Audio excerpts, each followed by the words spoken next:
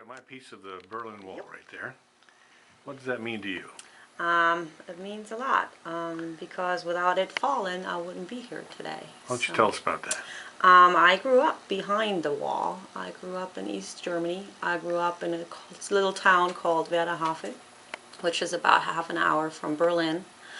And yeah, I grew up behind the wall and had life there. I don't know. What was it like in East Germany back then? Well, as a kid, I don't think it was bad. I mean, you didn't know how bad it really was until you watched West German TV, which we weren't allowed to. So my dad had an antenna under the roof, so on the weekends he would go up and switch it so we were able to watch the West German channels, and then you got to see all the toys and stuff that we couldn't get, and it really upset me as a child because I didn't understand why I couldn't have these toys. There were certain foods that we only would get like once or twice a year, like bananas or oranges, stuff like that. But other than that, really, it didn't affect me a whole lot. What do you remember about 20 years ago when the wall came down, and how old were you then? I was about almost 8. I was almost 8 years old. So you didn't remember a whole lot about things. Yeah. Well, I think because it was really special. And I remember I was already in bed, and my dad came in crying and said I had to get up and come to the TV because it's a historical moment. And so I got up and I saw my parents crying in front of the TV, and I've never seen my parents cry that much. And all I could see though was people dancing on the wall and drinking and singing and that, and I was like, oh, so that's a historical moment. And I was like, okay, can I go back to bed now? Because I was really, really tired, so I didn't understand the whole meaning of it. So well, you've come a long way from that moment to where you are now. Why don't you kind of fill in the gaps for us? Well, I was able to complete my A-level, which here is kind of the junior college degree. And then after that, I did my social year here in the States as an au pair. And I was in Pennsylvania for a year. And then was able to go back to university back in Germany. And I met my husband there, who was stationed in Germany. And now I'm here. So as you look at that piece of the wall, yeah, what does that mean to you today? I'm glad it's gone. I'm glad that we don't have to live behind it anymore. It means freedom. That broken piece is freedom for me. Like I said, without it, my life would probably be very, very different.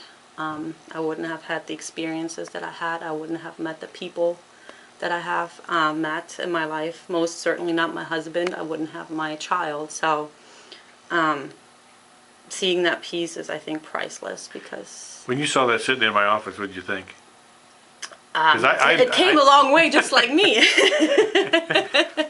It came a long way just like me. I mean, it's I guess a reminder of what governments are capable to, do to people, and confine them and try to live their lives for them. But I think it also shows the will of the people to want to live their own life and make their own choices. Do you get home much?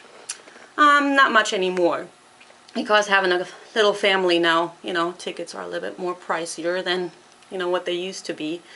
So not as much, but I'm trying at least like every 2 years now. So how'd you feel when you watched all the 20-year celebrations? I was crying the whole weekend. Oh, how come? I think it was happy tears. It was because now that I'm older, I really understand what my parents have been through when they were my age. They didn't have the freedom to choose their profession. They did not have the freedom to say, I want to go to university, I want to do this, I want to become this in my life. Everything was pretty much set in stone for them. They really had few choices. They weren't able to explore the world just like I was. So I think it really makes you be appreciative of what I've had and what my parents have done for us, what they have sacrificed for us. I mean, I remember my mom stood in line for hours to get 3 bananas for the children and stuff like that. And being a mom myself now, I mean, I think you can really appreciate what she has been through, and my dad, just to provide for us and gives us some special things once in a while. You know, a lot of people might see this, that all over the world. What would you say to them? Don't take freedom for granted. You know, fight for what you believe in. That's right. And, you know, you have to support each other as a community, as people. Don't fight each other. You know, we have to live together as a community to accomplish things for everybody. You know, the good things in life. Any final thoughts? It's been a journey, and I'm kind of waiting to see what's next.